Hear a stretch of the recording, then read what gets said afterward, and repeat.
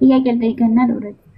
ስለ ቁርአን ተፍሲር እዚህ ላይ አረበኛ ሲፈሰር ራሱ አንድ ብዙ ትርጉም ይሰጣል። እናንተ ትክክለኛ የሆነ የቁርአንን እያመጣችሁ እዚህ ስለ እስልምና አታወሩ። ትክክል ስላላደለው ማውረን የትኛው ትክክል ያለው ነው?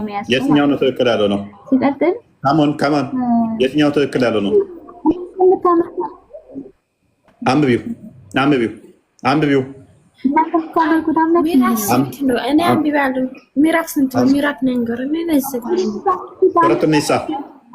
ቁጥር 4 ላይ ውሸት ነው ካልሽ አንብቢና ዋርጂን ያው 2300 ሰው ፊት አንብቢ። ቁርአን ውሸት ነው ወላሂ ቁርአን ውሸት ነው። ቁርአን ውሸት ነው ወላሂ ብላለች። ጎበዝ ሙዬ የጅብ ችኩል ቀንድ ይነክሳል ነው ይባላል። ቁርአን ውሸት ነው አላልኩም። ጎበዝ ቁርአን ውሸት ነው ሲጀመር በውሸት ሃይማኖት ተገነባ ውሸት ነው የምታወሩት። አማይ ሃይማኖት አይደለም ወንድም ቁርአን ይሄ ውሸት ነው አላልኩም። ቁርአን ነው ውሸት። ጎበዝ ሃይማኖት ሳይሆን ሙዬና አይደለም ቁርአን አይደለም ነው ቆይ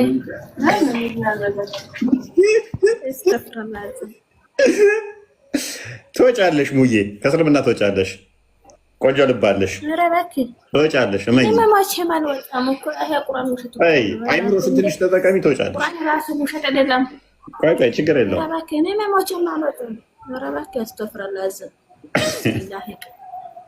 ሴጣን ስም አትጥሪ። ተይው ትወጫታለሽ። ምንድን ነው አሁን ጥያቄሽ? ቁርአን ውሸት ነው ብለህ ራሱ ብትዋል ምዕራፍ ቁጥር ስንት ነው? ይሄን እንግርና ይሄ ቁጥር ስንት ነው? ምዕራፍ 4 ቁጥር 1 ኦኬ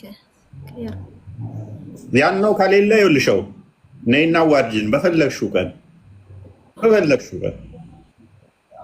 ምዕራፍ 4 ቁጥር 20 እና ምዕራፍ 4 ቁጥር 34 ነው የጠቀስነው። አኗሽም እኛ ክርስቲያን ነን። እንደዛ 6ኛ ክፍል እንዳቋረጡ ኡስታዞቻችሁ ቀጣፊ አይደለንም እኛ።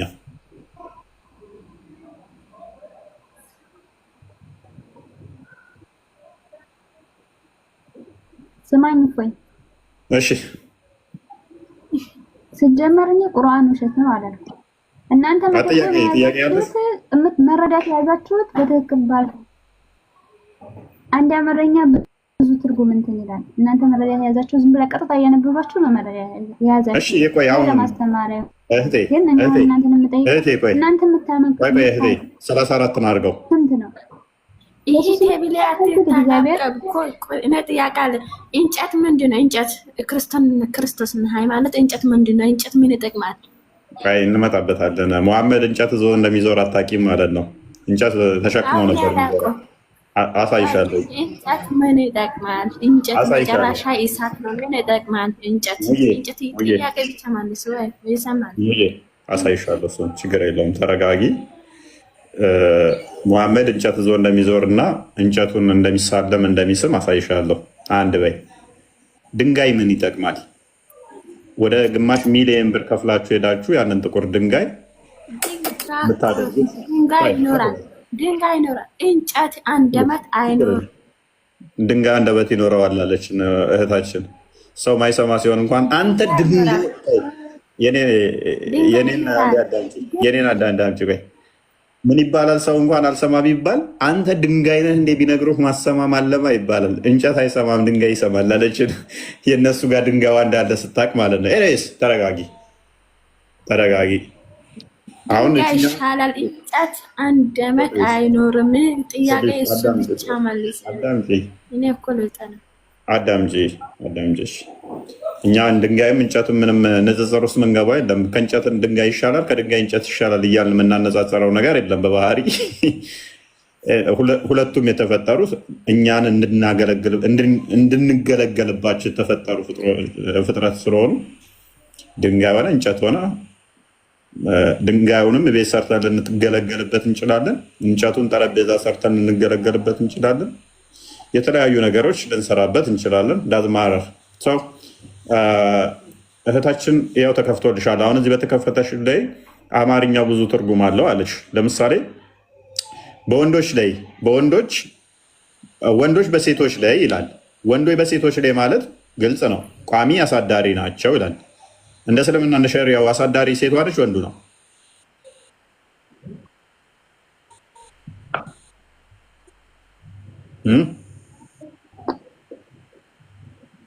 እዛ ቀጥሎ አላህ ከፊላቸው በከፊሉ ላይ በማበላለጡና ከገንዘቦቻቸው በመስጠታቸው ነው ይላል። ማበላለጥ የሚለውን አሁን በምን ትተረጉሚዋለሽ? እሺ ማበላለጥ አንድ ነው በቃ። ስለዚህ አላህ ገንዘብ ገና ለገና ባልሽ ስለሚሰጥሽ የበላይ አድርጎታል ባልሽን። ፍቺ እንኳን መጠየቅ ባይዘ ትልቅ እንትን ፍቺ እንኳን ብትጠይቅ የገነት ሽታን አታገኝም ነው የሚለው። ወንዱ ግን ከፈለገ ገንዘብ መስጠት ብቻ የሚጠበቅበት፣ ከዛ ወደ መለወጥ ይችላል ሚስቱን። ሴሊ ይፈታለሁ ብላ ጥያቄ እንኳን እንትን ካለች የገነትን ሽታ እንኳን አታገኝም ነው የሚለው። እና እህታችን እንደዛ ነው። እሱ አጭበርብረው አታለው የወሰዳቸውን ልጆች 90% አስመልሰናቸዋል።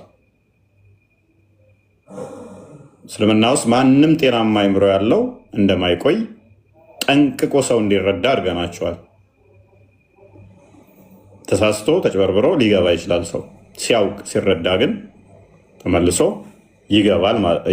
ይወጣል ማለት ነው። ተመልሶ ይወጣል። ይሄንም ማሳየት ስለቻል ተስፋ ቆርጠዋል። ደሞዝ እየከፈሏቸው ቤት አስቀምጠዋቸው አዲስ አበባ ሲያስተምሯቸው የነበሩትን እንኳን ኃይለኛ ገንዘብ እየከፈሉ ማቴሪያል አሟልተውላቸው ስልክ ደጋግመው የገዙላቸው ጭምር ወስደንባቸዋል። ደሞዝ እየከፈሏቸው ቤት ኪራይ ይዘውላቸው የሚያደርጉትን እንኳን ነጠቅናቸው። የዓመት 2 ዓመት ያቆያቸውን እንኳን ወሰድንባቸው ማለት ነው። ትልቅ ኪሳራ ውስጥ ነው የከተትናቸው። ስንት ወጪ ያወጡባቸውም ማለት ነው። ለፖለቲካ ሊጠቀሙባቸው ያሰቧቸውን ነጠቅናቸው። በጣም እርር ብለዋል ማለት ነው። እና እንደዛ ነው። እነሱ ደግሞ እኛ ጋር ያመጣናቸውን ለፖለቲካ አይደለም የምንፈልጋቸው፣ ህይወታቸው እንዲድን ነው። ልዩነታችን ያ ነው። ለዛ ነው አሁን በጣም ስለተበሳጩ ካያችኋቸው እንደ አዲስ እፎይ ይገደል፣ ይታሰር፣ ይፈለጥ፣ ይቆረጥ የሚል ዘመቻ የከፈቱት ከዛ አንጻር ነው። እና እንደዛ ነው። እናንተ ሰዎች ሄለን አልጨረሽም? ኦኬ ጨርሻለሁ። እኔ ለሁሉም የማስተላልፈው ነገር የሰው ልጅ ውድ የሆነ በክርስቶስ ኢየሱስ ደም የተገዛ ውድ ፍጡር እንደሆነ በደንብ በህይወት የተረድቻለሁ። እና እኔ ሁላችሁንም የማይገባችሁ ቦታ አትገኙ። ምክንያቱም በቃ በክርስቶስ ደም የተገዛን ውድ ፍጡሮች ነን። ምክንያቱም ይህ ድህነት መዳን ምናምን የሚባለው ነገር ይናፍቃችኋል። እንደውም አንድ ጊዜ ላይ እያወራን ነው እና አግቢ ምናምን ይለነቅ እኔ እባክህ ትዳር ምናምን አልፈልግም፣ ማግባት አልፈልግም፣ በምድርም አልፈልግም የሚል መልስ ሰጠው። ከዛ አይ ብትሞችም እኮ በሰማይ አይቀርልሽም አለኝ እና እንደዚህ አይነት አስተምሮት ስትሞቱ በሰማይ ቤት ሴክስ ምናምን ነገር ከዛ የጸዳ ኢየሱስ ክርስቶስ እና ክብር ምስጋና ይግባው ለሁሉም ነገር ማለት ነው። እና ደግሞ ቤተሰቦቼ እነ ቃል ሁላችሁም ከጎኔ የነበራችሁ እውነቱን እንድረዳ ስላደረጋችሁኝ ደግሞ በጣም አመሰግናለሁ። ቤተሰቦቼ በጣም አመሰግናለሁ። አልተቆጡኝም፣ እንደ ሌሎቹ ቤተሰቦች አልገፉኝም። ታላቅ ወንድሜ ምንድን ነው ያለው? ተዋት በቃ ታንብብና ትመጣለች ነው ያለው። ምንም አላለኝም እና ሁላችሁንም አመሰግናለሁ። ከጎኔ ሆናችሁ ስታግዙ የነበራችሁ፣ በውስጥ ስትጽፉልኝ የነበራችሁ እና ድራማ ነው ለምትሉ ሰዎች እናንተ ያላችሁ ህይወት ራሱ ውስጥ ያላችሁበት ቦታ ራሱ ድራማ ውስጥ ነው ያላችሁት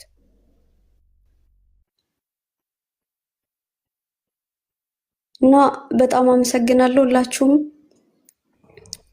የድንግል ማርያም ልጅ ኢየሱስ ክርስቶስ ያክብርልኝ ሁላችሁም። አንቺን ደግሞ ወጪ መቼ እንደነበር ያወቅኩት መሰለሽ?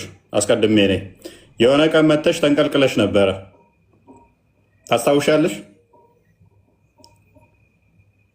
አዎ ብዙ ጊዜ ምን ያልተቀለቀልኩበት ቦታ ዋሽተሻል፣ ውሸታም ምናምን ብለሽ ኮመንት ጽፈሽ የዛ ዕለት ልጨምቅሽ ነበር አስገብቼሽ ወዲያውኑ ወረድሽ።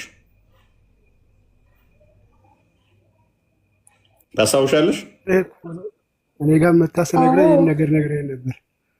ያ እንደምወጣ አውቅ ያለኝ እኔ እረዳቸዋለሁ። የሚወጡ ሰዎችን አውቃለኝ። ከእስልምና ሙስሊምም የነበሩ ወደዛም ሄደው ከነበረ ሲወጡ የሚወጡ ሰዎችን እረዳለኝ። ፊሊንጋቸውን፣ ሁኔታቸውን አይቼ እረዳዋለሁ። እና የዛን ዕለት አየሁሽና አይ ከእስልምና ትወጣለች ታይም ትውሰድ የሚል በአይምሮዬ ብቆይ የሚል አሰብኩና አይ ትሆን ትከታተል ብዬ ያለፍኩሽ ማለት ነው። እንደምወጫው የእውነት ጥያቄ ያልጠየኩበት ቦታ የለም። ደግሞ አዳሜት ነው የተፈጠረው አይታወቅም። ጥያቄ ያልጠየኩበት ቦታ የለም። ለዛ ነው አሁን ለፖለቲካ ነው ለምን እዛም ስለጠየቅሽ እኮ ነው። ግን የቲክቶከሮቹና ትልልቆቹ ኡስታዞች ምላሻቸው አንድ ነው አይደለም። በውስጥ ሂጄ ጠይቄያለሁ። ለምን አላመንኩም? በፍጹም ልቀበላችሁ ሁለቱ ጋር የሚመልሱት አይደለም። እውነቱን ነው የሚያወሩት። እዛ ጋር ያሉት እውነቱን ነው የሚያወሩት። እንደዚህ ይላል። አዎ ይላል። ተቀበል ግዴታ ነው። እዚህ ጋር ግን አይልም። ትናንትና የሆነ ሊመጥቶ ነበረ ተመሳሳይ እዚህ አንተ ጋር ስሰማ ዝግን ብሎ ሲሄድ እዛ የሚነግሩኝ ሌላ ነው። ቲክቶክ ላይ ያሉት ኡስታዞች በኋላ ምንም አማራጭ ስላጣው ማንኛው ነው እየዋሻ ያለው የሚለውን ለማጣራት ትልልቅ ኡስታዞችን መጠየቅ ጀመርኩ። ግን ትልልቅ ኡስታዞች እያሉ ያሉት አንተ እያልክ ያለውን ነው። ስለዚህ ጥርጣሬ ገብቶብኛል እስልምና። ስለዚህ እንዳላምናቸው እየሆንኩ ነው ቲክቶክ ላይ ያሉትን ኡስታዞች ብሎ እንትን ያለኛለ። እናንተንም መመክራችሁ ምንድን ነው እኛ የምናወራውን እነኚህ ቲክቶክ ላይ ያሉትን ተራ ኡስታዞችን ተዋቸው። ውሸታም፣ አጭበርባሪ፣ ቀጣፊ፣ ወራዶች ስለሆኑ ትክክለኞቹን ትልልቆቹን ኡስታዞች ጠይቁና አይ ውሸት ነው ካሏችሁ ነው እና ጠይቁን እኛል። እነኚህ ቲክቶክ ላይ ያሉት ግን አላማቸው፣ እቅዳቸው፣ ፍላጎታቸው ራሳቸውን የመገንባት እንጂ ሃይማኖቱ ተዋሸ አልተዋሸ ደንታቸው አይደለም። ውሸታም ናቸው። ስለዚህ ትልልቆቹን እዚህ ቲክቶክ ላይ የሌሉትን ትልልቆቹን ኡስታዞች ጠይቋቸው። እኛ ያለውን ካሉ ስለዚህ እኛ አልዋሸንም። እዚህ ቲክቶክ ላይ ያሉት ግን ወራዶች ናቸው። በቃ ወራዳ ምላቸው። እኔ ሰውን እንደዚህ በዚህ ቃል መናገር አልወድም። እንኳን የሃይማኖት መሪ ሊሆኑ እንኳን የሃይማኖት አስተማሪ ሊሆኑ ለእረኝነት እንኳን ማቀጥሯቸው ናቸው። በጣም ውሸታም። አንድ ሰው አንዴ ከዋሸ ለሁለተኛ ጊዜ ላይ ትጠረጥረዋለህ። እንዴት ታምነዋለህ?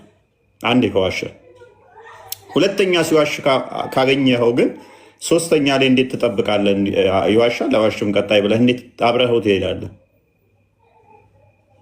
እኔ ግለሰብ ከሆነ ያልኳችሁ መሪውን አይደለም ያልኳችሁ። የሃይማኖት መምህር ከሆነ ደግሞ አንዴ እንኳን መዋሸት የለበትም። አንዴ እንኳን መዋሸት የለበትም። አንዴ ከዋሸ፣ ሁለቴ ከዋሸ፣ ሶስቴ ከዋሸ ይሄንን ውሸት ካገኛችሁበት ራቁት፣ ሽሹት፣ አትከተሉት፣ አዋርዱትም። እንደዚህ አይነቱ ውሸት ወራዳ፣ ቀጣፊ በራሱ ሃይማኖት ላይ የሚዋሽ ከሆነ በደንብ አስተውሉ። በራሱ ሃይማኖት ላይ የሚዋሽ የሚቀጥፍ ከሆነ የሌሎችን ሃይማኖትማ ምን ያህል ሊዋሽ እንደሚችል መገመት አይከብድም። አብዱል ፈተናን አያካትትም። አብዱል ፈተና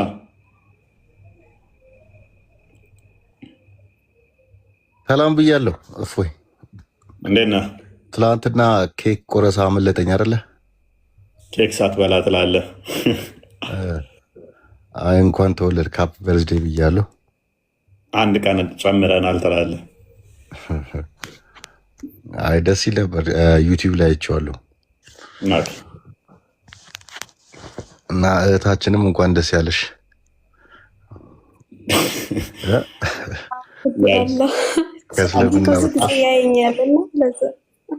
ትከታተላታለህ? ምን አልከኝ? ታውቃታለህ? አይ ስታወራ ሰምቼ ነው እንጂ ስጠይቀው ብዙ ጊዜ ያየኛል። እንኳን በጊዜ ተገላገልሽ። አንተ መቼ ነው የምትገላገለው? ቆይ አንቺ ቀድረሽ ትጠመቂያለሽ፣ ቀድረሽ ትጠመቂ። አንተ መቼ ነው የምትገላገለው? ኢንሻአላህ እንግዲህ በቅርቡ። ያ ዋናው ዘላለም ሕይወት ነው። ኤኒዌይስ ዛሬ በጣም የሚገርም ቶፒክ አንስተን ነበር፣ ሰምተዋል? መሐመድ ከሌሎቹ በምንድን ነው የሚበልጠው የሚል እንደ እስልምናው በምን ይበልጣል? የሆነ ስድስት ነገሮች አሉ አለ። አንደኛ እኔ በሽብር ወይንም ሰዎችን በማስፈራራት ከሌሎቹ ነቢያቶች እኔ እበልጣለሁ አለ። ሁለተኛ የዝርፊያ ገንዘብ በመዝረፍ ወይንም ጦር በመዝረፍ እኔ ከነሱ እበልጣለሁ አለ። ይሄ አሁን የመልካም ጸባይ ባህሪያት ናቸው። አንድም የለውም። አምስቱ ስሞች አሉ። ኢቭን አይ ቲንክ ስሞቹም 5 ናቸው መሰለኝ። ያ ስሞቹም እንደዛ ነገር ናቸው። አልመሂ የሚለውም ለምሳሌ ደምሳሽ፣ አጥፊ እንደማለት ነው። አሁን ይሄ የነብይነት መስፈርት ሆኖ ከሌሎቹ ነብይ እንዲበልጥ እንዴት ያደርገዋል? ለምሳሌ ኢሳ ፍትሃዊ መሪ ነው ይላል። አሁን ሲመጣ ጂዚያን ያስቀራል፣ ፍትሃዊ መሪ ይሆናል። ኢሳ ፍትሃዊ መሪ ከሆነ ሙሐመድ ደግሞ ገንዘብ ወሳጅ ከሆነ ገንዘብ የማይወስድባችሁ ድህነት ማይመጣባችሁ እንደዚህ አይነት መሪ ነው የምትፈልጉት? ወይንስ ጦርነት እያካሄደ ገንዘብ የሚዘርፍ መሪ ነው የተሻለ የሚሆነው የበላይ የሚሆነው? እንዴት ተባለ? አዛኝ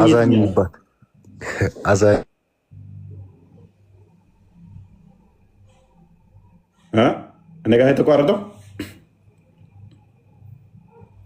የአብዱል ፈታ ተቋርጧል። አብዱል ፈተና ተቋርጧል።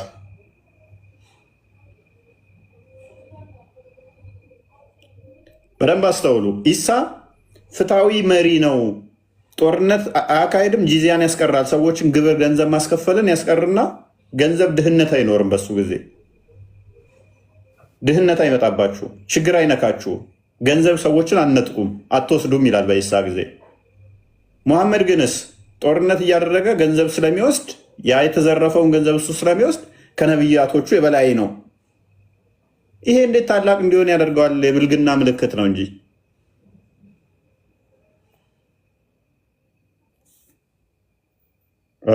እሺ ሙስሊም ገብቷል። አልማሉ ነው የሚለው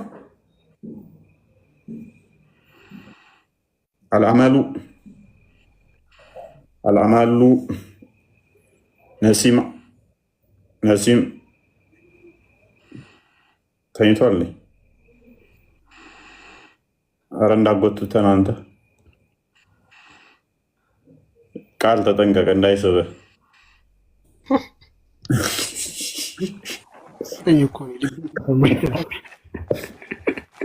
ያስተነፋፈስ ተኝቷል።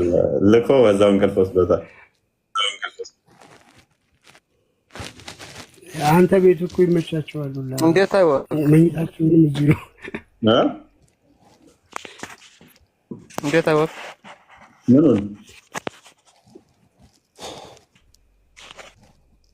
ምኑን እንዴት አወቅ ያልከው? መተኛት ነው። አንተም ተኝተህ ነበር ማለት ነው። እኔ እንኳን ያልኩት ወጣውን ነበር።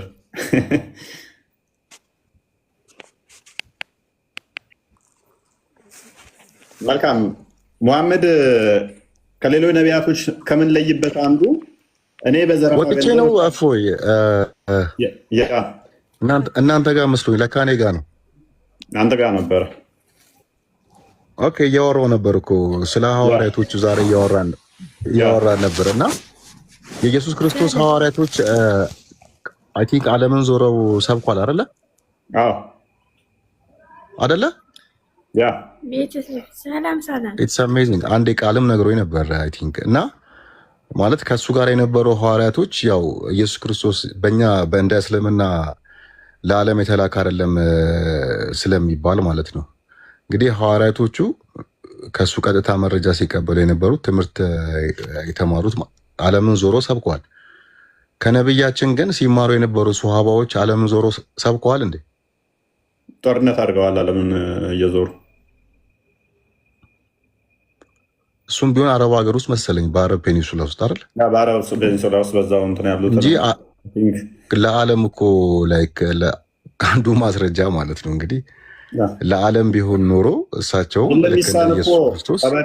ጠባሪ ቆርጦቤ የኢሳ ተከታዮች ገዳይ አይደሉም፣ አንድ ሰው እንኳን ገድለው አያውቁም ይላል።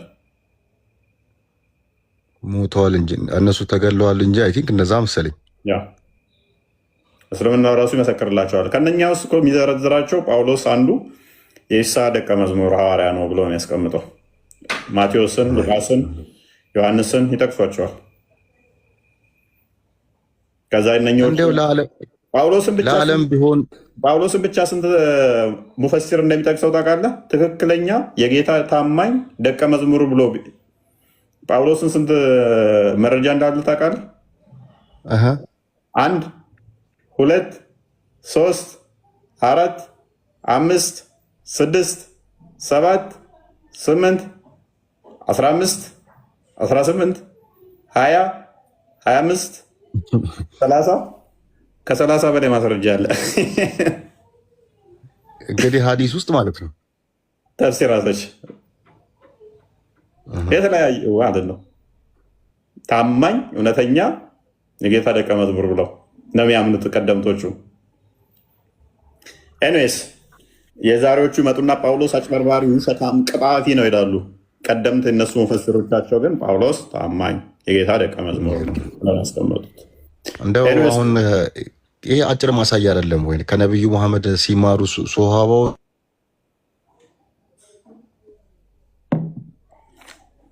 አይ ቲንክ ኔትወርክ ጥሩ አይደለም ዛሬ። ክርስቲያን አለ አብዱል ፈተና ጥሩ አይደለም። ወደ ቶፒካችን እስኪመለስ እንበል በቀረን ደቂቃ። እንግዲህ መሐመድ ከሌሎች ነቢያቶች የሚለይበት ከተባሉት ምክንያቶች ወይም ደግሞ ራሱ የተናገራቸው ማለት ነው በምንድን ነው? በጦር ዘረፋ እና በሽብር ድል ነሺ ተደርጊያለሁ ብሎ ይናገራል። ማሸበር የበላይነት ነው? ማሸበር መግደል ምናምን ነገር የበላይነት ነው ወይስ እንዴት ነው የሚታየው? ይሄ ራሽናል በሆነ ጭንቅላታችን ስንመለከተው ይሄ ማሸበር ምናምን እንዴት ነው ከሌሎች ነቢያቶች የበላይ የሚያደርገው? ለምሳሌ ኢሳም ሐዋርያቶቹን በእነሱ ጊዜ መገዳደል አልነበረም ብሎ ቁርጡቢ ይናገራል። እነሱ ሰላማዊ የነበሩ ሰዎች ከነበሩ በኢሳ ጊዜ የነበሩት የኢሳ ተከታዮች፣ መሐመድ ደግሞ አሸባሪ ከሆነ ከነ ተከታዮቹ ማለት ነው፣ የትኞቹ ናቸው ሊበልጡ የሚችሉት? የትኞቹ ናቸው? ፕላስ ደግሞ በእስልምና 124,000 ነቢያትና መልእክተኞች ተልከዋል ተብለው ይታመናል። 124,000 ነቢያትና መልእክተኞች። ሙሐመድ ከነዚህ ሁሉ የሚለየው በዘረፋ ነው። በዘረፋ ሌሎቹ 123,999 አይዘርፉም፣ መሐመድ ብቻ ነው የሚዘርፈው። ከዛ ዘራፊ በመሆኑ ምክንያት ደግሞ የበላይ ነው ሙሐመድ ብሎ የበላይ ነኝ ብሎ ይናገራል። ይሄ ራሱ ከሞራል አንጻር እንዴት ነው የሚታየው?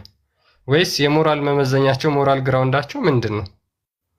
ሙሐመድ የኃጢአተኛ ነው፣ ያለፈው ኃጢአቱም የሚመጣውም ኃጢአቱ ተምሮለታል ይላል። ይሄ በነገራችን ላይ ለሙሐመድ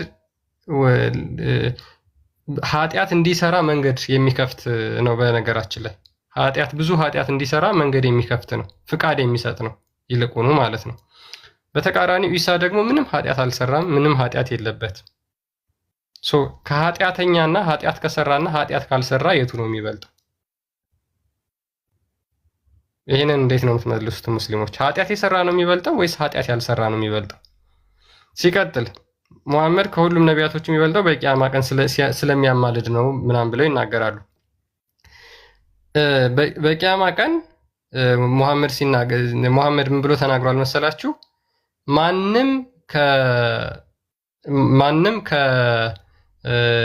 ከሙሳ በላይ የሚበልጥ ፍጥረት የለም፣ እኔም ከሙሳ አልበልጥም ብሎ ለምሳሌ ተናግሯል ሐዲስ ላይ። ከሙሳ የማይበልጥ ከሆነ እንዴት ነው በተሻለ በተለየ ሊያማልድ የሚችለው? ከዩኑስ የሚበልጥ ፍጥረት ማንም የለም ብሎም ደግሞ ሌላ ተናግሯል። ከነዚህ ነቢያቶች ዘ ቤስት ክሬሽን ደግሞ የሚባለው ኢብራሂም ነው ብሎ ተናግሯል። ከነዚህ ሁላ ነቢያቶች ሙሐመድ የሚያንስ ከሆነ እነሱም የሚበልጡት ከሆነ እንዴት ነው በቂያማ ቀን እሱ አማላጃቸው ሊሆን የሚችለው? ኃጢአተኛ ነው ወይስ ደግሞ ኃጢአተኛ ያልሆነ አካል ነው የሚበልጠው? እነዚህ ፖይንቶች ላይ ሙስሊሞች ሀሳብ መስጠት ይችላሉ።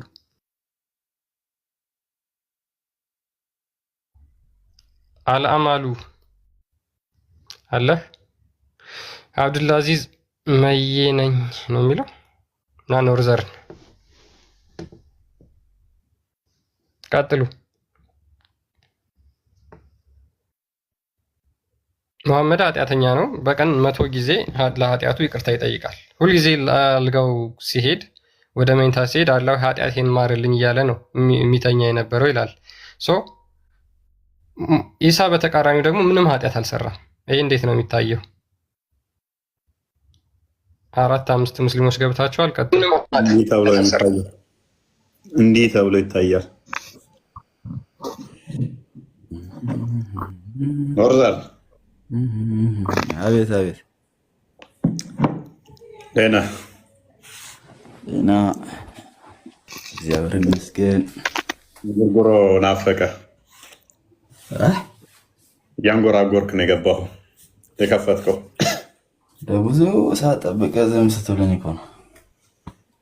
ለብዙ ሰዓት ላልከው ትናንትና ምን ትናንትና ረጅም ሰዓት ነው ያወራነው። ለዛ ነው ዛሬ ሌሎች የትናንትናን ልተው አባረርክኝ እንጂ ነቢዩ የሰው እንትን ነው ይሄ።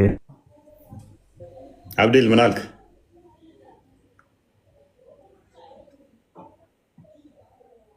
ምን ነበር ያልከው? ሰው ነው ፈጣሪ ነው ደግሞ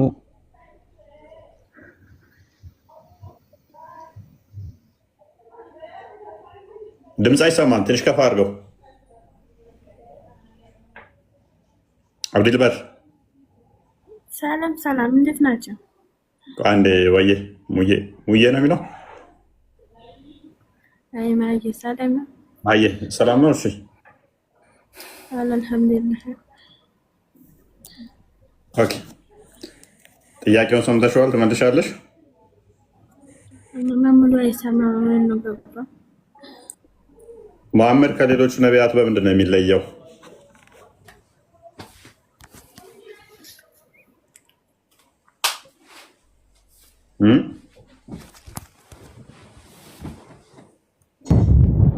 አይሰማም?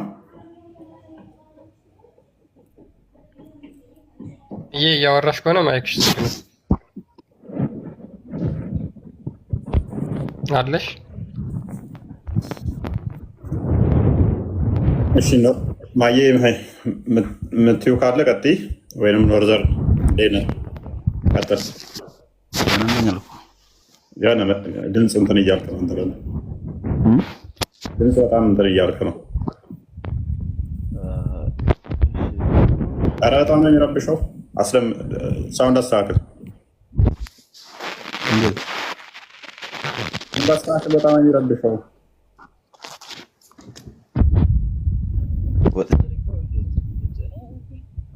ሁን ካረክ ንቀነ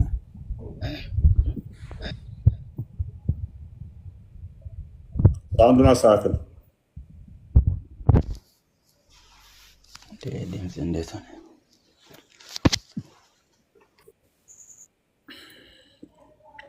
አብዱልአዚዝ እንደ አብዱ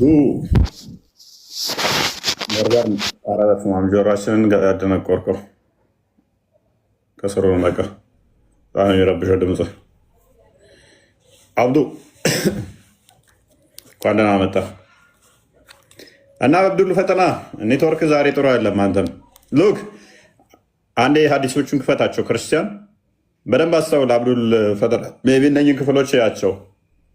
ምህረት እንኳን ሲለምን ማለት ነው የሚያማልድበት ምክንያት በምን እንደሆነ ታውቃለህ? ሌሎቹም አይችሉበት። አብዱል ፈተና እየሰማ አዳም ሲጠየቅ አዲሱን አንዴ ክፈተው። ክርስቲያን አዳም ሲጠየቅ እኔ አልችልም ኃጢአት ሰርቼ አውቃለሁ ይላል። ኖህም ሲጠየቅ እንደዛው፣ ኢብራሂምም ሲጠየቅ እንደዛው ዋሽቼ አውቃለሁ ይላል። ሙሳም ሲጠየቅ በተመሳሳይ አንድ ቀን ሰው ገድዬ አውቃለሁ ይላል። ወደ ኢሳ ሂዱ ከኔ በላይ ነው እሱ ይላል። ኢሳ ጋር ሲመጡ ግን አንድ ኃጢአት አልተገኘበትም፣ አንድ ኃጢአት አልገለጸም ይላል። እንደውም ያላ ቃሉ እና መንፈሱ ነው ይለዋል። ነቢያቶች ሁሉ የሚለያዩበትን ተዘረዘረ እዛ ላይ። በደንብ አስተውል አብዱል ፈተና። በኩን የተፈጠረ ነው ብለው ይፎግሩሃል። ነው በኩን የተፈጠረ ሳይሆን ራሱ ኩን ነው ኢሳ። ሙሐመድ አደምን ምን ይለዋል? በእጆቹ የፈጠረ ይላል። አደምን በእጆቹ የፈጠረ፣ ኢብራሂምን የአላህ ጓደኛ፣ ሙሳን በእጁ ቁርአን ጽፎ የሰጠ። ኢሳ ጋር ሲመጣ ግን የአላህ ቃሉና መንፈሱ ብሎ ይጠራዋል። የአላህ ቃልና መንፈስ ደግሞ ፍጡር አይደለም። ቃልና መንፈሱ ፍጡር ካልሆነ ምንድነው ኃጢአቱ ብለን ስንጠብቅ፣ አይ ከኔ ይልቅ መሐመድ ጋር ሂዱ፣ መሐመድ ያለፈ ኃጢአቱም መጪ የሚሰራው ኃጢአትም ይቅር ተብሏልና ይላል። በዚህ ምክንያት የበላይ የሚሆነው ማን ይሆናል? ሙሐመድ ማለት ነው። ስለዚህ እንደ እስልምና ነቢያቶች የሰሩት ኃጢአት ይቅር አልተባሉም ወይ? የመጀመሪያ ጥያቄያችን። ስለ ኃጢአታቸው የሚጨነቁ የሚያለቅሱ ከሆነ ኃጢአት አለብን ብለው በአንዲት ኃጢአታቸው የሚያዝኑ ከሆነ ለሙሐመድ ያለፈውንም መጪውንም ኃጢአት ምሬሃለሁ፣ የሰራውን ምሬሃለሁ፣ ገና ወደፊት ለምሰራውም ኃጢአት ደግሞ ምሬሃለሁ ብሎ ያለ አላህ ለእነኛ ሲሆን ለምንድን ነው እሱ አንዲት ኃጢአታቸውን እንኳን ሳይምራቸው? ከማራቸው ደግሞ ኃጢአታቸው እንደተማረ እንኳን አያውቁም ወይ ነቢያቶቹ? ውጪስ ስድብ አይሆንም ወይ ለነቢያቶቹ? ይሄ ኢብራሂም ለምሳሌ ያላህ ጓደኛ ተብሎ ኃጢአቱ እንደተማረለትና እንዳልተማረም አያውቅም ወይ? ደግሞም ኃጢአቱ ተምሮ ከሆነ ደግሞ ያንን መጥቀሱ ራሱ ስህተት አይደለም ወይ? ደግሞም ኃጢአት ካለባቸው ኃጢአታቸውን ካልማራቸው አላህ ምኑ ጋር ነው ፍትሐዊነቱ? በዚህ እንዴት የበላይ ሊሆን ይችላልስ? እሱ የተሻለ ፖዚሽን እንዴት ትትና ራሱ ቢሆን እንደው ከከሌ ትቀድማለህ እከሌ እንትን በል ቢባል ራሱ በትትና የበላይ የሚሆንበት ምክንያት አይኖርም። ይሄ ማለት ነው እንደውም ወራዳነት ነው። አንድ ወራዳነት ነው። እንደውም ኃጢአት ያልሰራው እያለ ኃጢአት የሰራው እንዴት ነው የበላይ የሚሆነው?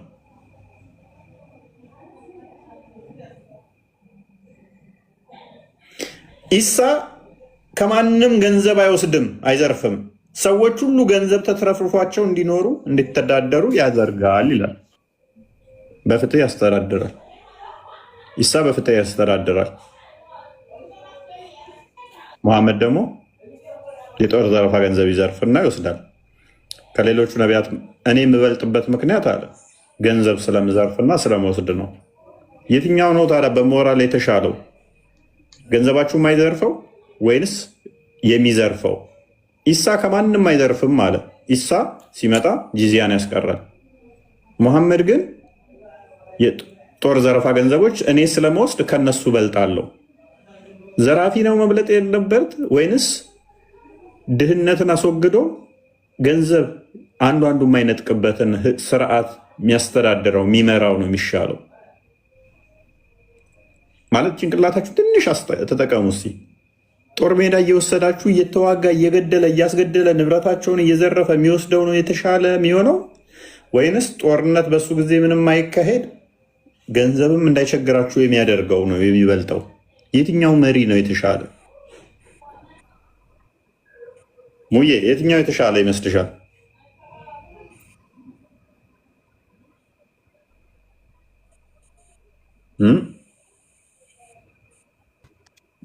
ሙዬ ነኝ። ይሰማሻል? ሙዬ ነኝ። አይሰማም?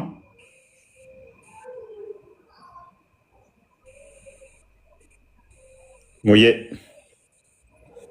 አብዱልለጢስ ዛሬ ሙስሊሞች መማር ነው የፈለጉት። እኔስ ክርስቲያን አትመልሱም? ሙስሊም ብቻ ነው ያለው ከአብዱል ፈተና በቀር ሜይ ቢ ኔትወርክ እያስቸገረኝ ነው ፎይ እና ምንድነው የኢየሱስ ክርስቶስ ከአወላለዱ ጀምሮ ከቤተሰቡ ጀምሮ ብንመለከት እኮ በጣም የሚገርም ነው። እናቱ ጻድቅ ናት። አጠቃላይ ጀስት የነበረበት አክስቱን ብትል አጎቱን ብትል አሁን የነብያችንን ህይወት ብንመለከት እኮ እናቱ ሲኦል ናት። እንግዲህ ቤተሰቦቹን በሙሉ አርዶ ነው የጨረሰው። እንግዲህ በተፈጥሮ ከሞቱት ውጪ እሱ ሲያርዳቸው ነበር። አጎቱን አርዷል። አባቱ ሲኦል ነው። እናቱ ሲኦል ናት። ያደገበትም ሁኔታ ማየት ይቻላል። ከየት ነው የሚገናኙት? ሁለት ደግሞ ቃልም ሲያመጣለት የነበረው ጅብሪል ራሱ እኮ መላእክት መሆኑን የነገረው ክርስቲያን ነው እና በሶስተኛ ወገን ነበር ቃል ሲቀበል የነበረው። ኢየሱስ ክርስቶስ ግን እንደዛ አልነበረም። እንግዲህ አሁን በእስልምና በጅብሪል በኩል ነው መላእክት የመጣለት ይላሉ፣ ግን ማስረጃ የለም። ራሱ ነበር ቀጥታ ሲናገር የነበረው አይደል? እንግዲህ መልእክቱ ራሱ ጋር ስለነበረ ዳይሬክት ነበር እንግዲህ መልእክት ሲያስተላልፍ የነበረው። ነብያችን ደግሞ በሶስተኛ ወገን ነው። ከዛ ውጪ ደግሞ ነብያችን ሰዎችን ሲያገሉ አሁን ለምሳሌ ነብያችን ለዓለም የተላኩ ከሆኑ እዝነት ከሆኑ አሁን ሐዲስ አለ ባለፈው ያየሁት ቤታቸው አበሻ እንዳይገባ ከልክለው ነበር። እንግዲህ ለዓለም የተላኩ ናቸው አይደል? ለዓለም የተላኩ ከሆኑ ለምንድን ነው አበሻ ቤታቸው የማይገባው? ኢየሱስ ክርስቶስ እንደዛ ነበር ወይ?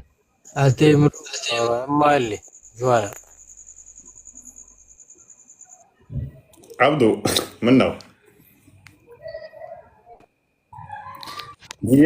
ኢሳ መጥቶ ለዓለም አይደል እንዴ? ሲመጣስ እኮ ኢሳም እኮ ለዓለም እኮ ነው አብዱል ፈተና። ምክንያቱም በዓለም ላይ ነው የሚያስተዳድረው። እንደውም እኮ ከመሐመድ ይልቅ ኢሳ ነው ለዓለም መሆን ያለበት። ምክንያቱም በዓለም ላይ እንትንን ተዋግቶ አስቀርቶ ደጃልን ተዋግቶ አሸንፎ ጂዚያን የሚያስቀረው በዓለም ላይ ነው እንጂ በሆኑ ቦታዎች ላይ አይደለም። ስለዚህ በዓለም ላይ ከሆነ ኢሳም የዓለም ነው። እንደገና ደግሞ ለዓለም ምሳሌ ያደረግነህ ይለዋል እኮ ምልክት አደረግነህ ይለዋል። የዓለም ምልክት ነው። ምልክት ብቻ ሳይሆን ደግሞ ዳግም ሲመጣም ደግሞ በዓለም ላይ ነው የሚነግሰው። ለዓለም የተላከ የሚለው ለእሱ ብቻ የሚመጣ አይደለም። ኢሳ እንግዲህ በዚህ መጠን የተነገረለት ከሆነ የእነኛዎቹም ማሰብ ነው፣ የመሐመድን ማሰብ ነው። ምንም ከነሱ የሚበልጥበት ምክንያት እዚህ ጋር ደግሞ አንድ ነገር አስታወስከኝ እፎይ። ላይክ በእስልምና ኢሳ በቦታ የተገደበ ለእስራኤል ሕዝቦች የተላከ ነብይ ነው ይባላል። እንግዲህ እንደ እስልምና ማለት ነው። ተመልሶ ሲመጣ ግን ለዓለም የሚሆነው ተሻሽሎ ነው ነብይነቱ። ተመልሶ ሲመጣ ለዓለም ነው የሚሆነው፣ አፕዴት ቨርዥኑ ነው። ስለዚህ ቋቋ አብዱል ፈተና፣ ስለዚህ ኢየሱስ ነብይ ነው ማለት ነው። በነገራችን ላይ አሁን እንዳልከው መጀመሪያ በቦታ የተገደበ ነበር፣ በጊዜና በቦታ የተገደበ ነበር። ነብይ ነው ብለህ መሰከር፣ ነብይ መሆኑን አረጋግጠሃል አይደል? ነብይ ማለት ምን ማለት ነው? አብዱል ፈተና እናንተን አይደል እያወራ ስለነበር። እንደ እስልምናማ ነብይ አይደል እንዴ? ነው እያወዳደርከው። እግዚአብሔር ማለት ምን ማለት ነው? ክርስትና አዳምጠኝ።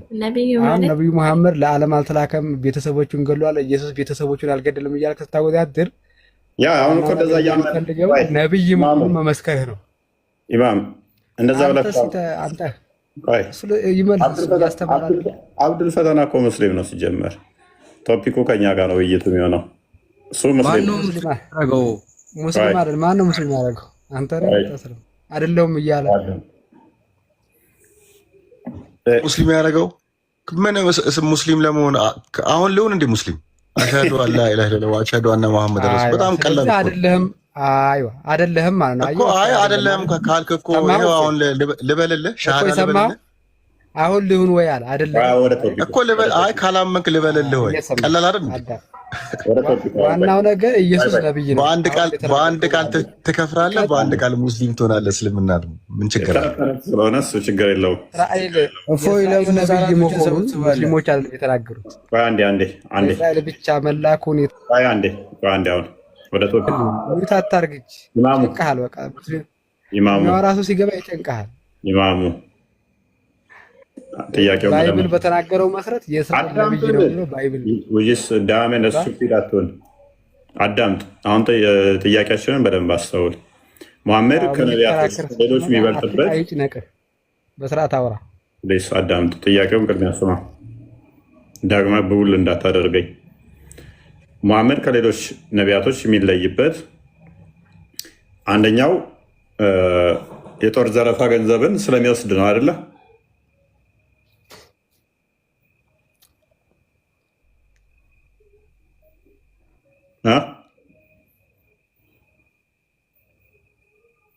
ሰምተሃል እኮ ኢማሙ። ለምን አሁን አፍ በአሚር እንደተጣበቀ ዝም አልክ? ዝም አላልኩም፣ ጨርስ ብዬ ነው።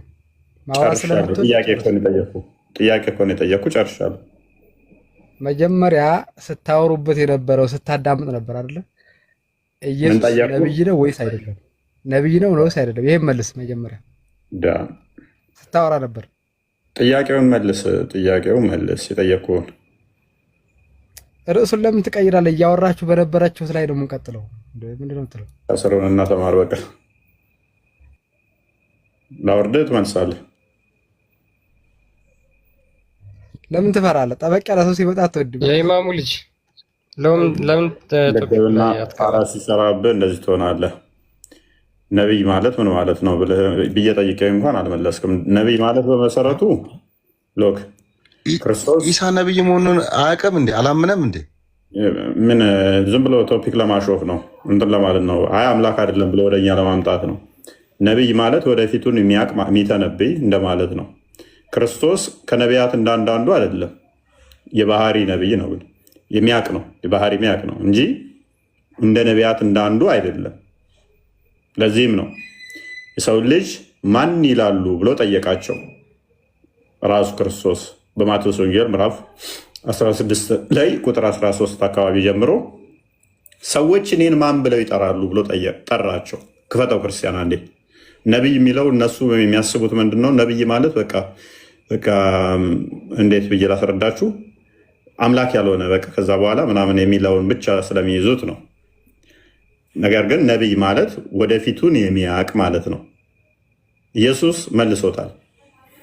ኢየሱስም ወደ ፊልጵስዩስ ቂሳርያ አገር በደረሰ ጊዜ ደቀ መዛሙርቱን ሰዎች የሰውን ልጅ ማን እንደሆነ ይሉታል ብሎ ጠየቃቸው። ከፍ አድርገው። እነርሱም አንዳንዶቹ መጥምቁ ዮሐንስ፣ ሌሎቹም ኤልያስ፣ ሌሎቹም ኤርሚያስ ከነቢያትም አንዱ ነው ይላሉ አሉት። ማን አሉት? መጥምቁ ዮሐንስ ነህ ይሉሃል፣ ኤልያስ ነህ ይሉሃል፣ ኤርሚያስ ነህ ይሉሃል፣ ከነቢይ አንዱ ነህ ይሉሃል አሉት። ከነኚህ ከሶስቱ ካልሆነ ከነቢይ አንዱ ነህ ይሉሃል። ከዛ ቁጥር 15 ላይ እርሱም አለ ክርስቶስ እናንተስ እኔን ማን እንደሆን ትላላችሁ? እንደ ሙስሊሞቹ ከነቢይ አንዱ ነው የምትሉኝ? አሁን እንደመጡት ከነቢዩ እንደ አንዱ ነው የምትሉኝ? ወይንስ ኤርሚያስ ወይንስ ኤልያስ ብላችሁ እንደቀደሙት ሰዎች እሱ ነው እያላችሁ የምትጠሩኝ? ወይንስ ሙስሊሞቹ መሐመድ እንዳስተማራቸው ከነቢያት አንዱ ነው የምትሉኝ? አስቀድሞ ምን ላይ ሰጥቶታል? መሐመድ ነቢይ ነው ከማለቱ በፊት ኢየሱስ ምን አለ? እናንተ ማን ነው ብላችሁ የምትጠሩኝ? ነቢይ ብላችሁ የምትጠሩኝ? ቁጥር 16 ስምዖን ጴጥሮስም መልሶ አንተ ክርስቶስ የሕያው የእግዚአብሔር ልጅ ነህ። ምላሻችን ምንድን ነው? አንተ ክርስቶስ የሕያው የእግዚአብሔር ልጅ ነህ። ሙሐመድ መጣን ኖ ክርስቶስ ኢየሱስ የአብ ልጅ አይደለም፣ አምላክ ልጅ አይደለም። ምክንያቱም አላህ ሚስት የለውም ልጅ እንዲኖረው። ይህንን ደግሞ ማን ነገረው? ጂኒዎች ሱረቱ ጂን 72ኛው ሱራ ቁጥር 1 እስከ 3 ሙሐመድ ኖ በል ከጂኒ ሳይሆኑ ሰሙ፣ ቁርአንን አደመጡ፣ ይህ አስደናቂ ነው አሉ። የጌታችን ክብር ላቀ፣ ጌታችን ሚስትም ልጅም አልያዘም አሉ። ይህንን ሰማና ከአጋንንቶች ኢሳ ያላ ልጅ አይደለም ማለት። እኛ የአጋንንትን ምስክር ሳይሆን የምንቀበለው ክርስቶስ ስለ ራሱ የማን ልጅ ነኝ ብሏል የሚለውን ነው የምንሰማው። ክርስቶስ ስለ ራሱ ማን ልጅ ነኝ ብሏል። ያው አዳምጡ። እናንተ እኔ ማን ብላችሁ የምትጠሩት አላቸው። ከነቢያት አንዱ ነው የምትሉኝ? እከሌ ነው የምትሉኝ? ማን ነው የምትሉኝ? እናንተ ሰዎቹ እንደዚህ እያሉ እኔን ይጠራሉ፣ ማን ብላችሁ የምትጠሩኝ አላቸው። ደቀ መዝሙርቱ ጴጥሮስ መለሰ አንተ የሕያው የእግዚአብሔር ልጅ ነህ አለው። ኢየሱስ ከዛ ምን ብሎ አለው? ተሳስተሃል አለው። ኢየሱስም መልሶ እንዲህ አለው፣ የዮና ልጅ ስምዖን ሆይ በሰማያት ያለው አባቴ የጠራኸው አባቴ ነው እንጂ ስጋና ደም ይህን አልገለጸልህምና ብፁዕ ነህ አለው። ከፍ አድርገው ብፁዕ ነህ አለው። እኔም እልሃለሁ አንተ ጴጥሮስ ነህ፣ በዚህች ዓለት ላይ ቤተ ክርስቲያኔን እሰራለሁ፣ የገሃነም ደጆች አይችሏትም ብሎ ነገረው ማለት ነው። ስለዚህ ክርስቶስ ከነቢያት ወላጅ አባቱ ነው ክርስቶስ ሰማይ ያለው። ስለዚህ ክርስቶስ ከነቢያት እንዳንዱ ወላጅ አባቱ ነው ወይ እሱን የወለደው አባቱ ነው? አብ አባቱ ነው። ሰላም አብ ነው የወለደው እሱን በሚገባ የአብ ልጅ ነው። አባቴ እያለ እኮ ነው። መስራጃ ያው አባቴ እያለ እኮ ነው። ሰላም ግሩፖች ሰላም እንደነሽ ቆይሻ እንዴ እንዴት አባቱ ይሆናል? እንዴት አሁን የት ነው ያለው እሱ? በሁሉ የሞላ በሁሉ ያለው ኢየሱስ ሞቷል አለ።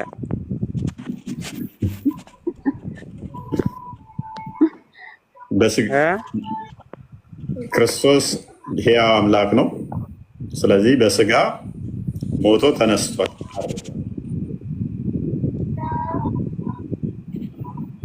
ሞቶ ተነስቷል። የት ነው ያለው? አንተ የምታውቀው ማንን ነው?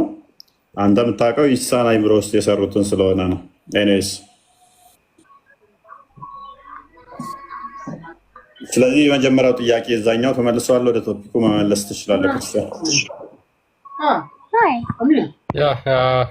ሜቢ አልአማሉ ጥያቄውን ሰምተዋል? መጀመሪያ ስንጠይቅ የነበረው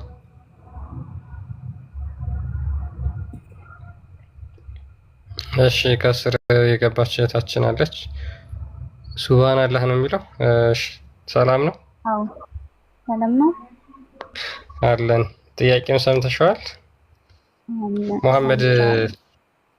ሙሐመድ ከሌሎች ነቢያቶች በምንድን ነው የሚለየው? ነቢያችን አለይሂ ሰላቱ ወሰላም ከሌሎች ነቢያት የሚለዩት ብዙ ሙዕጂዛ፣ ሁሉም ነቢያቶች የሆነ የሚለያዩበት ነገር አለ ማለት የሰው ልጅ ሁሉም የሚለያይበት ነገር አለ። ደረጃ ሁሉም አንድ አይነት አይደለም፣ ሁሉም ነቢያቶች ማለት ነው። ነቢያችን አለይሂ ሰላቱ ወሰላም የሚለዩበት ደግሞ ከማንም ነቢያት አዛኝ ናቸው። ነገ ደግሞ የውመል ቂያማ ሸፋዓ የሚሆኑ ናቸው። ለነቢያችን ብዙ ሙዕጂዛ ወርዷል። ጨረቃ የተከፈለላቸው ናቸው። ስለሳቸው ብዙ ነገር ነው ነግሬህ ማውን አያልቅም። ስለዚህ ስለ እስልምና አሁን እዚህ ላይ ተምተዋሩ መጀመሪያ የእናንተን አስተምሩ በቃ። ምክንያቱም እዚህ ላይ አንተ እርሱ የተሰባሰበው ሰው እስልምና የሚያውቅ ብዙ የለም። ምክንያቱም አሁን ገብተው መጣ በሶስት ወር ምን አይነት እስልምና ቃ ነው አሁን ለምሳሌ ገብቼ ወጣሁ ሱብሃንአላህ ዝም ብሎ ነው ምናምን አለ። አይ ሱብሃንአላህ እሱን ታይ ሄለንን ታያት። ሄለን 3 ወር ብዙ በነገራችን ላይ 3 ወር ምናምን ሳይሆን ባንዴ ሱብሃንአላህ ለሙሐመድ እድሜ ልኩን ቁርአን ሲጽፍ የነበረ ሰው ክርስቲያን ሆኗል። ማተር አያደርግም። ለሙሐመድ እድሜውን ሙሉ ሱረቱል በቀራና ሱረቱል ኢምራንን ሲጽፍለት የነበረ ሰው እስልምና እኔ ሙሐመድ ምንም የሚያውቀው ነገር የለም እኔ ከምነግረው ውጪ ብሎ ወጥቷል። እሱን ታዩ ችግር የለውም። አንቺ አሁን እዝነት ነው ያልሽው። ሙሐመድ በእዝነት ነው ከዓለም አንደኛ ከነቢያቶች አንደኛ የሆንኩት ሳይሆን ያለው በሽብር ነው በማሸበር ነው አንደኛ የሆንኩት ብሎ ነው የተናገረው። አንቺ ማስረጃ አለሽ ለተናገርሽ? ለሁሉም የሚያዝሉ ናቸው። አይ በሽብር ነው ከነቢያቶች በሙሉ የምንለየው በማሸበር ነው ብሎ ነው የተናገረው። ማስረጃ ምንድን ነው? እንደዛ ያለበት ማስረጃ ነው። ሚውት አድርግ አንተ ስትጠራ ስለማትሰማ ሚውት አድርግ። ቀጥይ። ሱብሃንአላህ እና አሁን ጥያቄ ጠይቂያችሁ መውረድ ፈልጋለሁ።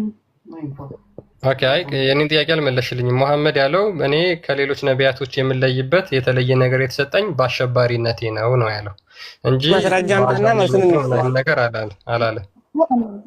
ማስረጃ አምጣና መልሱን እንስጥ።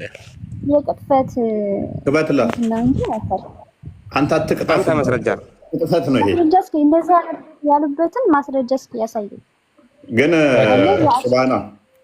እታችን ካንዴ ስድስቱን መሐመድ ከሌሎቹ የሚለይበት ነቢያቶችን በስድስቱን ታውቋቸዋላችሁ?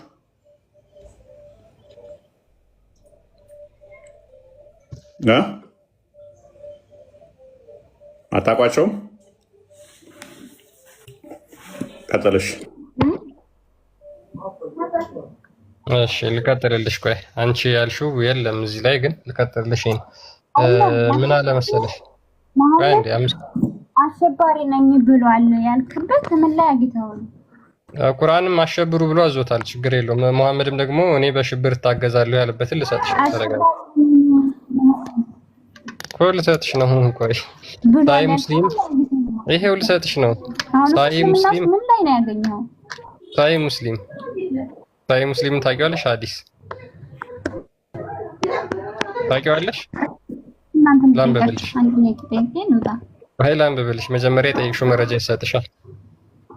መረጃ ሳናይማ የትም አንሄድም። አንዴ ሳይ ሙስሊም 523 ላይ ምን ይላል? አቡ ሁሬራ ሪፖርትድ ዛት አላህስ ሜሴንጀር አሴንግ አቡ ሁሬራ እንደተረከው የአላህ መልእክተኛ የተናገረውን ይላል። ምን አለ መሐመድ? I have been given superiority over the other prophet in 6 respects እኔ ከሌሎች ነቢያቶች የምለይበት 6 ነገሮች ተሰጥቶኛል አለ መሐመድ ሲናገር። ኦኬ ምን ናቸው? የመጀመሪያው ምንድነው? I have been given a word which are concise but comprehensive in meaning እኔ አንደኛ ግልጽ ተናጋሪ ነኝ አለ። ሁለተኛው ደግሞ I have been helped by terror እኔ በሽብር እታገዛለሁ አለ። ሶስተኛው ምን አለ? spoil have been made lawful to me ዝርፊያ ወይም ደግሞ ዘረፋ ለኔ ተፈቅዶልኛል አለ። ስለዚህ እነዚህን እንኳን ብናያቸው ከሌሎቹ የሚለይበት ምክንያት አንደኛ በሌብነት በዝርፊያ ነው፣ ዘራፊ ስለሆነ። ሁለተኛው ደግሞ አሸባሪ በሽብር ስለሚታገዝ።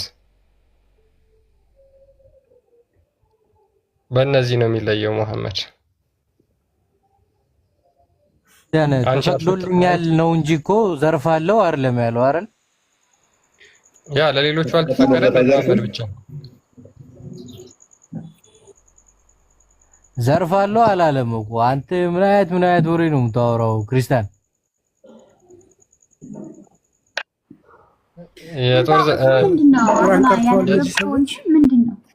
ቁርአን ቀርተሻል ግን ወይስ ምንድነው እሱ? ወይስ ማን ይስታ? ቁርአን ቀርተሽ ታውቂያለሽ?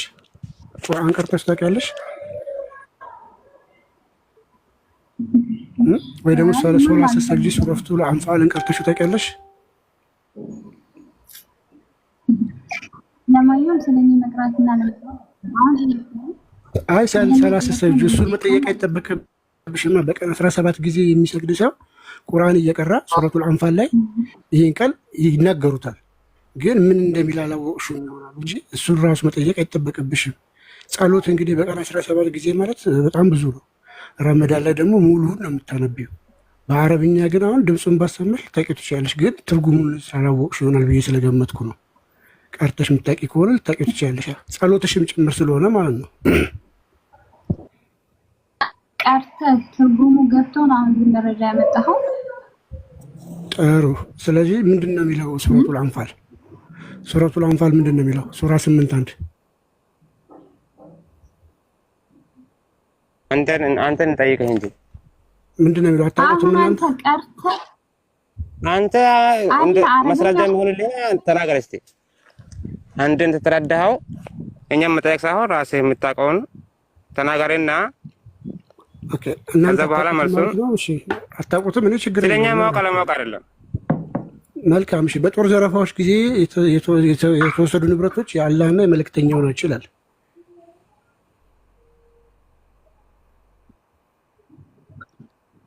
የተዘረፉ ንብረቶች የአላህና የመልእክተኛው ናቸው ይላል።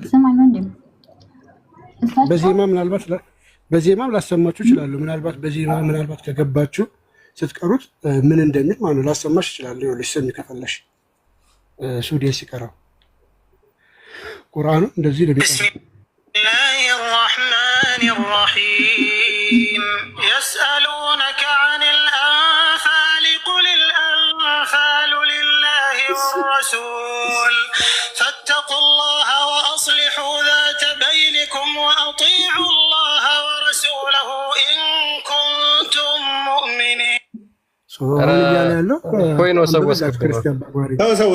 ድገመኝ ልክ የሆነ አምላኩን እያመሰገነ አይመስልም? ድገመኝ በእናትህ ድገመው ቃል እስኪ ምን ማለት ነው? ቃል በእናትህ ክፈተው። ቁርአን የልብ መድኃኒት ያ አንጀቴን የታመመ ልብ ያድናል። በእናትህ ትርጉሙን ሳታቅ ዝም ብለህ ማለት ነው አባቴ። ትርጉሙን አሁን የከፈተው ምንድን ነው የሚለው? ከጦር ዘረፋ ገንዘቦች ይጠይቁሃል። ትርጉሙ አሁን የከፈተው ማለት ነው። አረብኛው ምን ይላል? ከጦር ዘረፋ ገንዘቦች ይጠይቁሃል። የዘረፋ ገንዘቦች የአላህና የመልእክተኛው ናቸው። ስለዚህ አላህን ፍሩ። ይኸው በአማርኛው ይሄ ነው።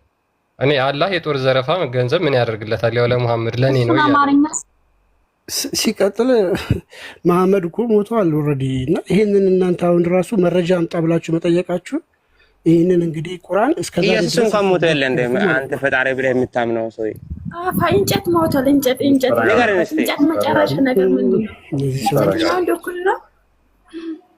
ሙዬ ተወጫለሽ ከእስልምና እስልምና ሰማይና ምድር ነገር ጌት የምንገናኝ ወንድም አንድ ነገር እንጠየቅ። መሐመድ እኮ ፍጡር ነው። ቢሞትስ ተረጋጉ። ለምን አትረጋጉም? የፈጠረው ፈጣሪ ሞቷል ትላለህ። አትታችሁ ተረጋጉ። ላስወርዳችሁ ነው አላሉ። ይፎይ ተረጋጉ። ወንድና ሴት እኩል ነው? ወንድና ሴት እኩል ነው? መጽሐፍ ቅዱስ ገላትያ ምዕራፍ 3 ቁጥር 28 ላይ በክርስቶስ ሁላችሁ ወንድ ሴት የለም፣ ጨዋ ባሪያ የለም ይላል። ወንድና ሴት አንድ ነው። ሱራ 4:34 ላይ አላህ ከፊሉን በከፊሉ ላይ አስበልጧል። ይሄም ባሎቻችሁ ለሚስቶቻቸው ገንዘብ ስለዚህ ማስረጃ እየጠቀስኩ ነው። አዳምጪ። ከፊሉን በከፊሉ አበላልጧል። ይሄም ወንዶች ለሴቶች ገንዘብ ስለሚሰጡ ወንዶች የበላይ ናቸው ይላል። ሱራ 4:34 ላይ የእኛን ጠየቅሽን ገላትያ ምዕራፍ 3 ቁጥር ከ26 ጀምረሽ እስከ 28 በክርስቶስ ሁሉ ሰው እኩል፣ ወንድ ሴት የለም፣ ጨዋ ባሪያ የለም፣ አንድ ሰው ነው። ወንድና ሴት አሁን አንድ እኮ ወንድና ሴት አንድ ነው ወይ ብዬ ነው ጠየቁት። አንድ የሚለው ምንድን ነው? እሱ እየነገርኩሽ እኮ ነው። ባሪያ፣ ጨዋ፣ ንጉስ፣ ጌታ ወይ አዳምጪ የሚባል የለም። በክርስቶስ ሁላችን ሰው ነን። ከሌ እንዲህ ነው ከሌ እንዲህ የግሪክ ሰው እንትን ሰው የሚባል የለም። ሁላችን በክርስቶስ ምንድነው? ሰው ነን። በቃ ወንድ ሴት የሚባል እንደ እስልምናው ግን ፈትላት እሺ በቃ ሙናዬ ሙናዬ ሙናዬ ሙናዬ ሙናዬ ገላትያ 3:8 ሙናዬ ብዳት ካበድ እኮ ነው። ጥያቄ ነው እየጠየቁ ሙዬሽ ወንድና ሴት እኮ ነው። ሴት ነው አንተ ወንድ ነው ማን ነው አንደኛ ብለው ነው የሚጠየቁ እኮ ላሳይሽ ነው። እሺ ኦኬ ሎክ ከክርስቶስ ጋር አንድ ተሆኑ ቁጥር 28 አይሁዳዊ ወይንም የግሪክ ሰው የለም። በደንብ ጠያቄሽን በመጽሐፍ ቅዱስ ልመልስልሽ። አይሁዳዊ ወይንም የግሪክ ሰው የለም። ባሪያ ወይንም መጽሐፍ ቅዱስ አስተካክሎ አንተ ነው ጠየቁ። መጽሐፍ ቅዱስ የኔ መመሪያ ደግሞ መጽሐፍ ቅዱስ ነው። የኔ ቆንጆ የኔ ውድ ተረጋጊ። ከራሴ ከኪሴ አልመልስም።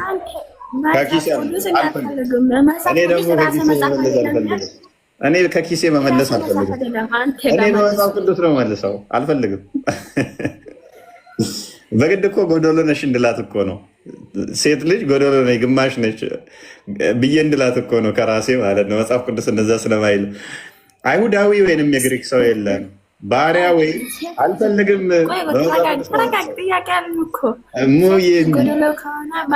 መሐመድ እንዴት ተገናኛል?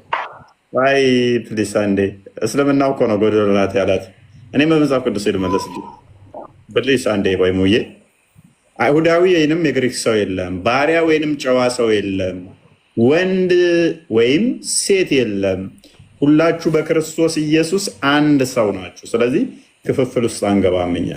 ስለዚህ ሁላችን ምንድነን? በክርስቶስ ስንሆን የተጠመቅን ክርስቶስን የለበስን አንድ ሰው ነው እንጂ የምንባለው ከላይ ትበልጣለች ከላይ ታንሳለች የሚል በመጽሐፍ ቅዱሳችን ስለማይፈቀድ የለም።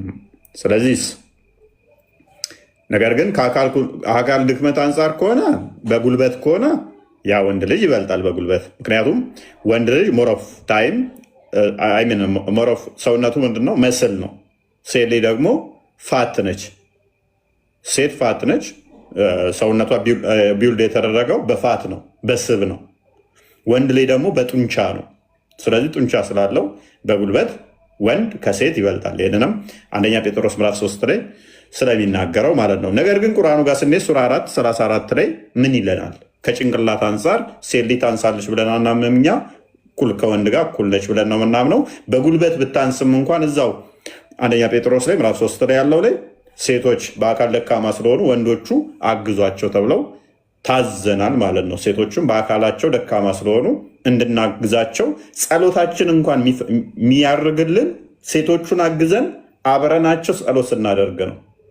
እነሱን ንቀን ከኛ እኩል ጉልበት የላችሁም ብለን አቃለናቸው አይደለም። ነገር ግን ቁርአኑ እንደዚህ ይላል፣ ወንድ ወይ በሴቶች ላይ ቋሚ አሳዳሪዎች ናቸው። አላህ ከፊላቸውን በከፊሉ ላይ በማበላለጡ በማበላለጡ ወንዶች ከገንዘቦቻቸው ለሴቶች በመስጠታቸው ነው። ገንዘብ ገና ለገና ስለሚሰጥሽ እንደ አህያ ይገዛሻል ማለት ነው። በነገራችን ላይ አሁን ላይ ያላችሁ እህቶቼ አረብ ሀገር ለፍታችሁ ጥራችሁ አምጥታችሁ ጫት በዚህ ጋር ጥርሱን ያጀዘበውን እንትን ያለውን ወንድ እንደዚህ አይነቱን ገንዘብ አትላኩለት። ኤኒዌይስ ብቻ ምንድነው እሱ እናንተ ለፍታችሁ ነው እያስተዳደራችሁት ያላችሁት። ግን አላህ ምን ይላል? ገና ለገና ገንዘብ ስለሚሰጥሽ የአንቺ የበላይሽ ነው ይላል። ኦኬ ገንዘብ ለሴቶቻቸው በመስጠታቸው ነው። እሺ ገንዘብ በመስጠት ከሆነ ደግሞ ሙሐመድን ከድጃ ገንዘብ ትሰጠው ነበረ። ድሃ ሆኖ ነበረ እሷን ሲያገባት። እሷ ሀብታም ነበረች። ዳም ሆነ አገኘንህ አከበርንህ ሱረቱ ዱሃ 7ኛው አይ ቲንክ የሚለው 7 እና 8 አካባቢ የሚለው ምንድነው? እሱ ሙሐመድ ድሃ ነበረ፣ ከዛ የከበረው የቲም ነበረ፣ ከዛ የከበረው ከድጃን አግብቶ ነው። ስለዚህ ሙሐመድ የከድጃ በታች ነበር ማለት ነው።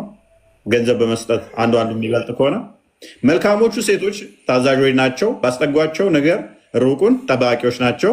እነዚያንም አመፃቸውን የምትፈሩትን ገስጿቸው፣ በመኝታም ተለዩዋቸው፣ ምቷቸው። አህያ ራሱ ባይሆን ሰዓት አይመታም። ኤኒዌይስ እንደ እንስሳ ይገርፍሻል፣ ይደበድብሻል። ምክንያቱም አንቺ የበታች ነሽ። ቁጥር 20 ላይ አድርገው፣ እዚሁ ክፍል ላይ ቁጥር 20 ላይ አድርገው። ከፈለገ ደግሞ እንደዚህ ያደርግሻል፣ እንደ ቁራሌ ዕቃ ይቀይርሻል።